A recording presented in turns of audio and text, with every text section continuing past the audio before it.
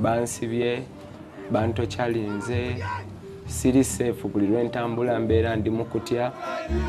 A new populist movement in Uganda is challenging one of the continent's longest-serving presidents.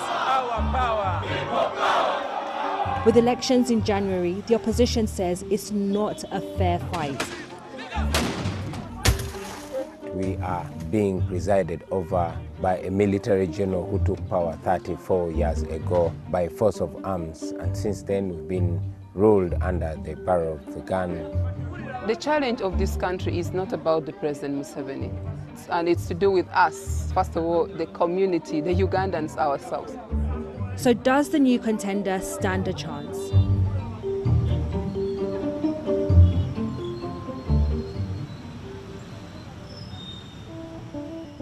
The young, urban and poor have never had such an influential role in Uganda's politics as today. More than 75% of Uganda's population are under 30, and popular musician Bobi Wine, the self-declared ghetto president, is seen as the main challenger to President Museveni. His run for office has excited young Ugandans who want a different future. But public support for Bobi can make you a target. So, what can we see there? Is that you in hospital after you were hit with the rubber bullet? Yeah, ne waneno yalinze naku z'omwezi nga 26 August bankuba eno waneno gundi eno. Twali tuva ne Honorable Robert Kyagulanyi Ssentamu Mbale, poliisi era neteekawo embeera y'okutulemesa. Netandika okubatya gaasi, netandika tukwata, ne batandika okukola effujjo lyonna okakananga bankubye. Bankuba ekinankani ekyefaanaganyizaako ne rubber bullet.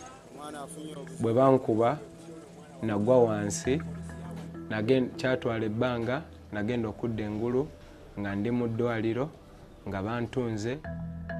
Police regularly use tear gas and even live bullets to break up opposition events.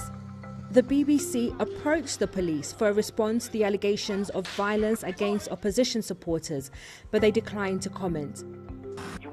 President Yoweri Museveni has held power since 1986 after waging a guerrilla war.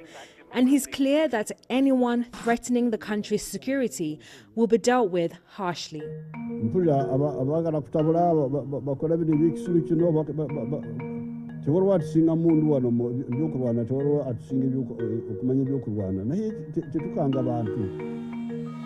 Bobi Wine hopes his run is part of a bigger movement across Africa.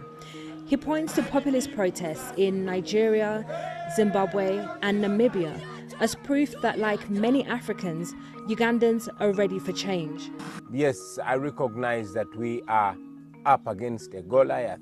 We are up against a system that is entrenched, but we are confident because the people of Uganda are on our side.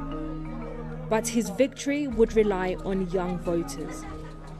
Bobi Wine says he is the ghetto president. But the real president, Yoweri Museveni, still hasn't given up on winning the youth vote, even in disadvantaged areas like here in Nsambya Chirombe in Kampala. His senior advisor for youth affairs, Lillian Abe, who is just 33 years old, is out canvassing for support. She brought us to an opposition stronghold full of young, discontented voters, the people the ruling party hopes to bring on board. What can President Museveni do for us? Because many schools are down now, many people have lost hope.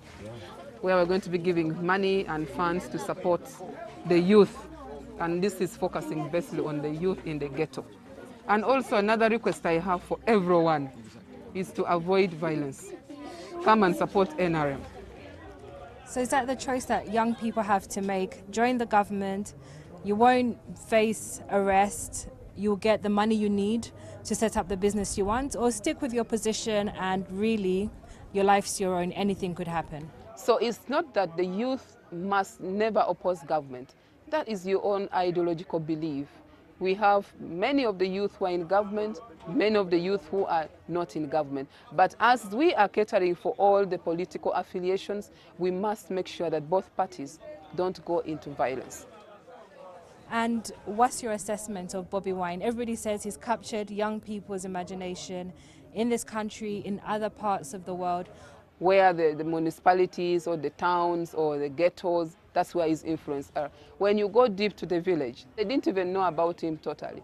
His way of agitating for power, of making noise, shouting here and there, I do not believe he'll take him to State House of the country of Uganda.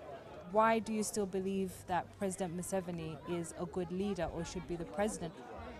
You know, when you're in a political party, there is what they call the key scorer. You may not want to take him off before getting a clear replacement. And definitely at an opportune time, you'll definitely get another person to run for presidency. I am not among the people who think President Museveni is immortal. Bobi Wine faces tough questions about whether he actually has the experience and policies to be president. But while Museveni has made promises to secure the future of Uganda's young population, many want change at the top. How that happens remains one of the country's biggest challenges.